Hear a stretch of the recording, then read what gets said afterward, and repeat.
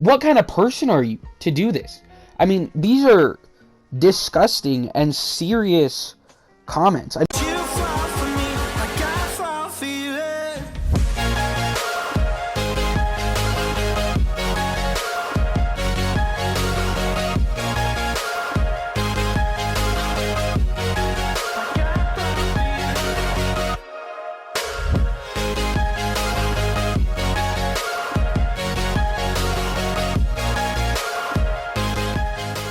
Alright, everybody, welcome back to another episode of NBA Now. It's your boy Dom, and we're gonna get right into things here today.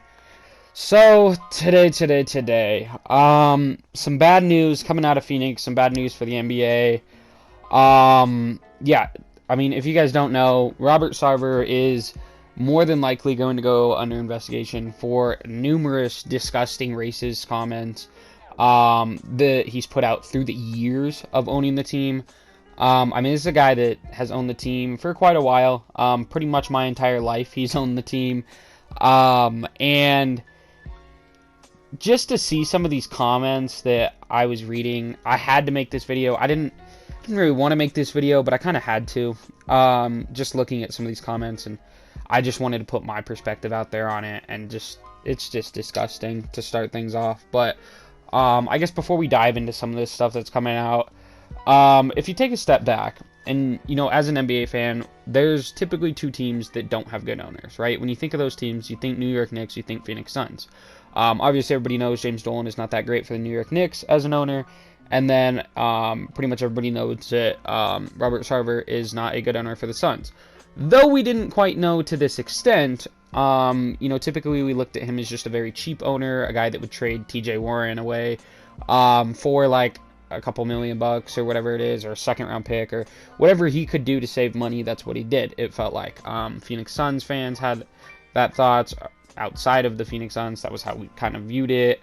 And, you know, he was viewed as one of the worst two owners in the NBA. Now I think it's clear he probably holds that title to himself at this point. And this looks like it could be another Donald Sterling situation. Now I personally would expect the league to probably just remove him from ownership and force sell the team. How long their investigation is going to take and whatnot, I'm not entirely sure. But with this plethora of evidence just flying at us, you know, about this stuff, it's I don't know, appalling to say the least that somebody could just, I don't know, it's just, I don't know. I can't even articulate words to say how disgusting some of these comments that I've read are. And I mean, if we're looking at a for sale of the team, he's gonna make profit on it, just like Sterling did, because Sterling bought the Clippers for like $13.2 million, sold them for like $2 billion, and then Sarver bought the team for about $400 million, and he would be looking at making about $1.8 billion for the Phoenix Suns. But yeah, if we look at some of the comments that's been coming out, you know, here from what really kind of drew me to this, I know there was kind of some thoughts about this, I guess, during the Ayton contract stuff and how he might be racist and whatnot. I didn't see a ton of, like, just, like, credible sources backing that up, so I didn't discount it, but I didn't really credit that as a major reason why Ayton didn't get his contract, though it appears that it is probably a major reason why he didn't get his contract. But yeah, I think the thing that really threw me onto this was Woj, right? So obviously, if you're in the NBA community, you know who Adrian Wojnarowski is. And he was tweeting earlier, and he retweeted Baxter Holmes' tweets of, if the commissioner comes in and investigates to see what the F is going on in Phoenix, he would be appalled. Based on interviews with 70-plus current and former employees through a 17-year tenure as owner. The story on Robert Sarver's Phoenix Suns. Then he had another tweet where he said, the level of misogyny and racism is beyond the pale. Wang Sun's co-owner said about Sarver, it's embarrassing as an owner, a former Suns basketball executive. There's literally nothing you could tell me about him from a misogynistic or race standpoint that would surprise me. So this is two high guys in the organization that are coming out, and these are quotes from these guys, that Woj just tweeting out, and that's like, holy cow, you know, this was the first stuff that I really saw on this, for me personally, and I was like, holy shit. A Suns co-owner is, you know, corroborating these stories, an executive is corroborating these stories. Why hasn't something been done about this already? It's kind of something that comes to mind, which I don't know if we have it, or at least personally, I don't have enough information, I guess, to say that, but it seems like it should have been something that should have gotten ahead of, especially when you see how old some of this stuff is, it's coming out, but yeah, apparently it's just, the culture has turned really bad, he's super racist, and then I saw this tweet by Mike Korzemba where he goes, how is this real? And I completely agree. But basically, if I pull this up in a bigger thing here, it pretty much just shows, so apparently, and this is disgusting, but apparently LaMarcus Aldridge in the summer of 2015, and the Suns knew that the Suns knew that Aldridge had children in Texas, and that playing near them was appealing, right? So they were trying to go after Aldridge and whatnot, in that offseason. And I guess during recruitment, so I'm kind of like summarizing this and also reading it. During the recruitment, Sarver remarked the two basketball operations staffers that the Suns need to have local strippers impregnated by NBA players so that players would have children in the Phoenix area and feel obligated to be closer to them, giving the Suns a potential edge in free agency. This is insane to read. And now if I pull up the full thing here, I mean, that was the little screenshot I had of it, but if I go find the full thing of it, it's, I don't even know how something like this isn't jumped ahead of. I mean, when you're looking at that, that's 2015, right? That's 6 years ago that this happened or came out or whatnot, and I can't find the full quote of it, but yeah, just disgusting. The thought that you would even think something like that, let alone say it, and in a seemingly, I guess, serious manner, that you want local strippers to be impregnated by NBA players so that you can get more players there, is disgusting. Just disgusting. But another one here, another tweet from Jordan Schultz. He tweets out, spoke with hashtag Suns employee David Bodzin, former Suns employee David Bodzin, who worked for the team 14 months from 2013 to 2014. One of my last days, we did the ALC Ice Bucket Challenge. No players, no coaches. Sarver comes up behind me and pulls my pants down in front of the entire organization. Quoted from him. How do you feel like how can you be I don't even know.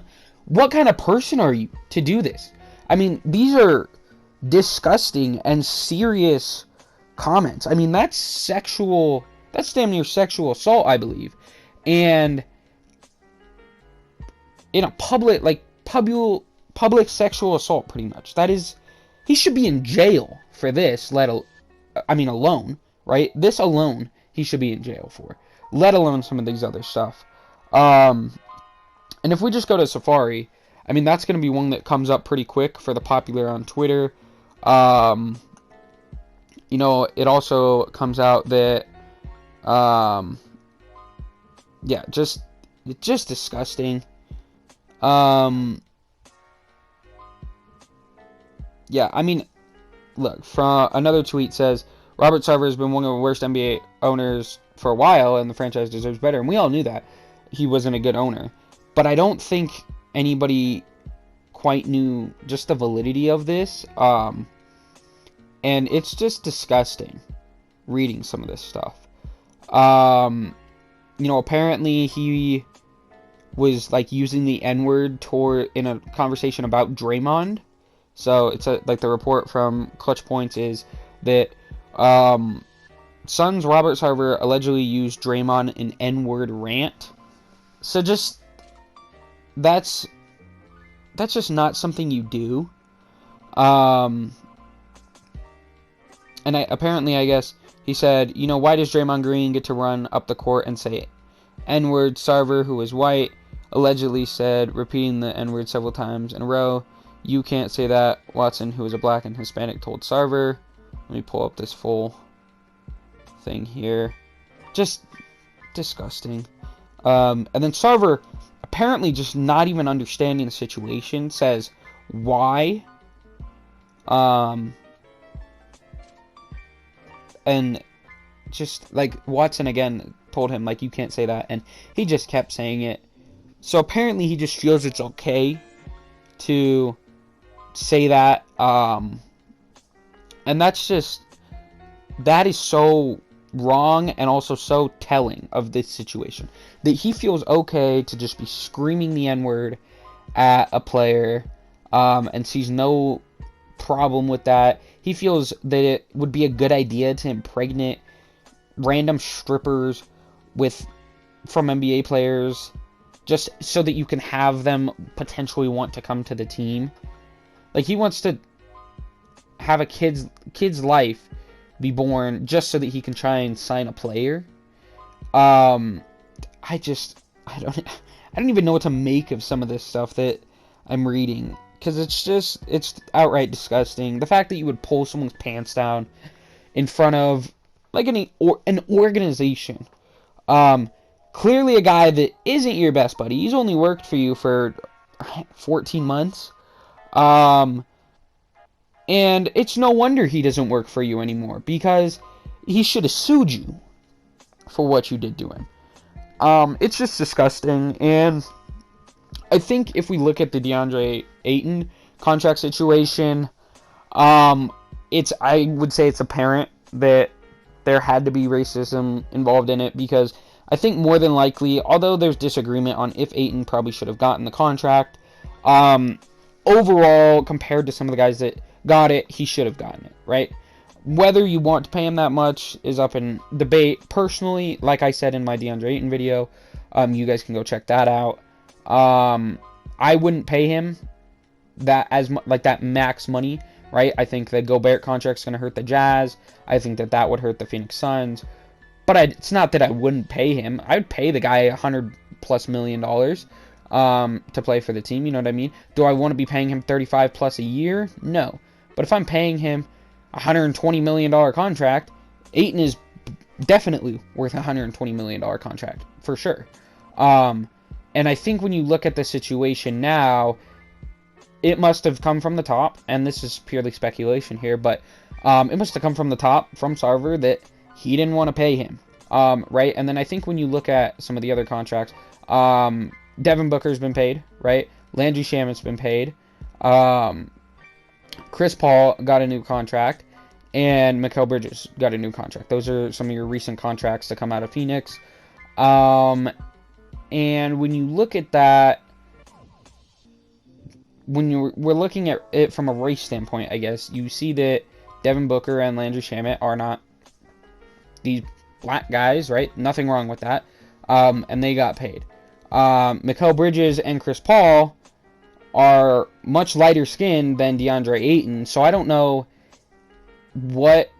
It appears that this was a thing with that contract negotiation, and I would say more than likely Ayton probably isn't going to come back to the team, because, unless the owners are moved and this team kind of can just rally behind that culture, I don't see that happening. And Sarver, he should be temporarily suspended while the investigation goes on, and then be permanently banned from the league, and then be forced to sell the team.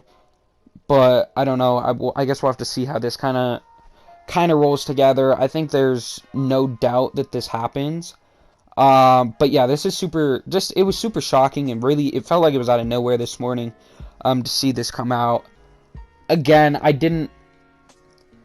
this isn't a video that I think anybody wants to make. I think it's a video to put out there, at least for me, putting this video out there is to kind of,